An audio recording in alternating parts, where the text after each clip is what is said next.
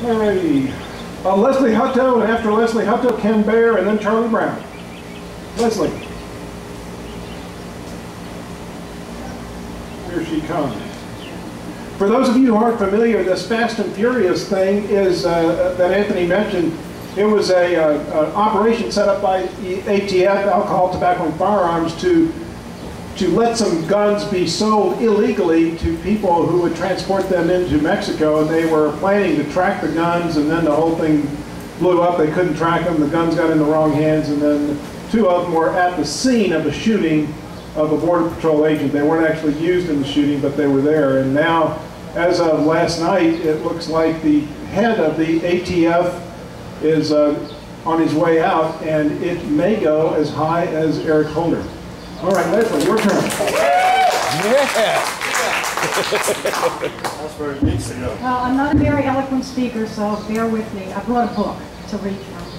And this book is the writings of St. John Chrysostom, and this was written in 3 AD, but a liberal did correct me and say it was written in 350 AD. What he writes is, should we look to kings and princes to put the inequalities between rich and poor?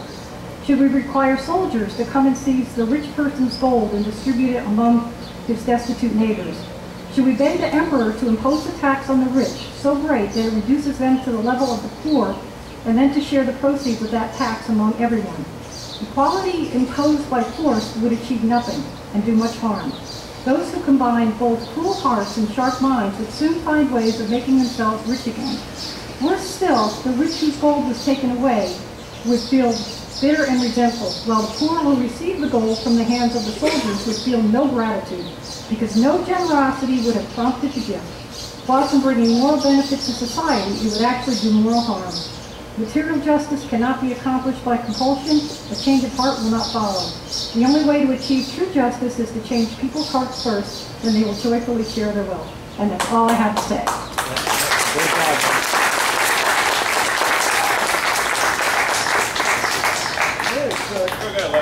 Ken, you're up next. And then Charlie, if you'd be working your way up here. Good morning, America! Good morning.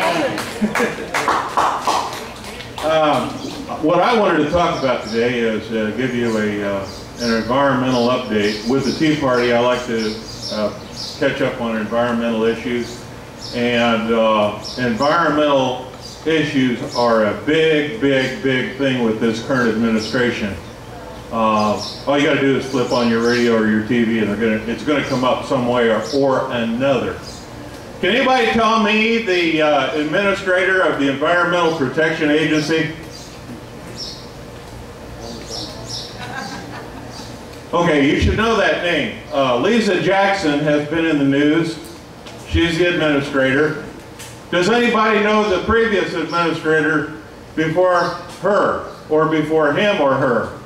How about during the Clinton administration?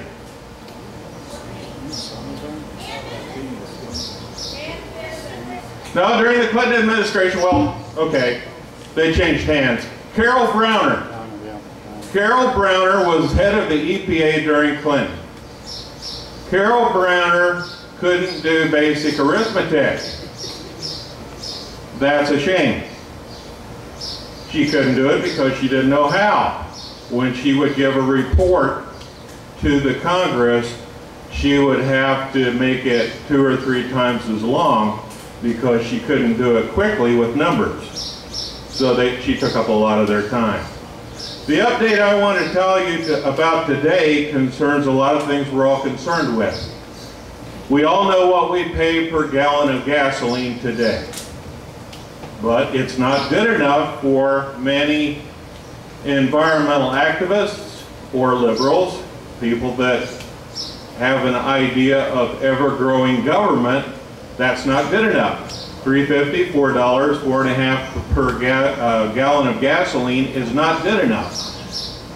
To parrot or to restate what the environmentalists have said over the last decade and decades before, we aren't paying back to the environment, Mother Earth, what we are taking from her. They think we should pay 8 to 10 $6 per gallon of gasoline for a start, like they do in Europe, or more.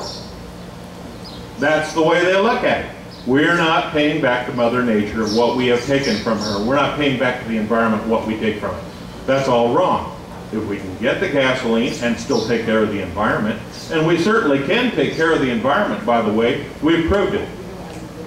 Back to the EPA, and I can talk about several different, how much time do I have? 3 minutes. 3 minutes, okay. I don't, 2 minutes ago. 20 seconds?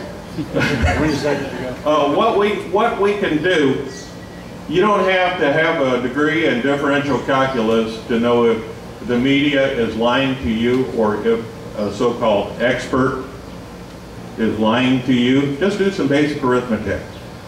Just yesterday I was reading somebody's blog, and out in Nevada there's a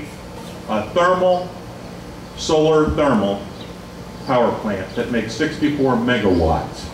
And they said this 64 megawatt plant supplies 14,000 customers. Okay, do the arithmetic. That's 64,000 kilowatts divided by 14,000 inhabitants, right? Community people, about a third the size of Aiken. Okay, that might work. 4,000 kilowatts per person. If you got an air conditioner and you run the lights and turn on TV and you'd like to fix a waffle for breakfast, might be okay. And maybe you have a smaller house and you don't have AC, you might be okay. But when you get figures that are given to you by the media, don't just take, or so-called experts, do the arithmetic, get a few facts and figures, and check it.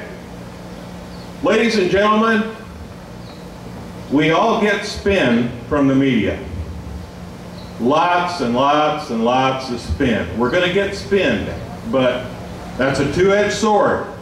If the media wants to keep giving us spin, they're going to find out they can get wrapped around the axle. If they're not versed, and many of them are not versed when it comes to any technical information and about so-called experts, they can't refute something, they're going to be wrapped. They're eventually going to have to come to terms with their own lives. So misinformation is bad, we all know that. We have to outlast them.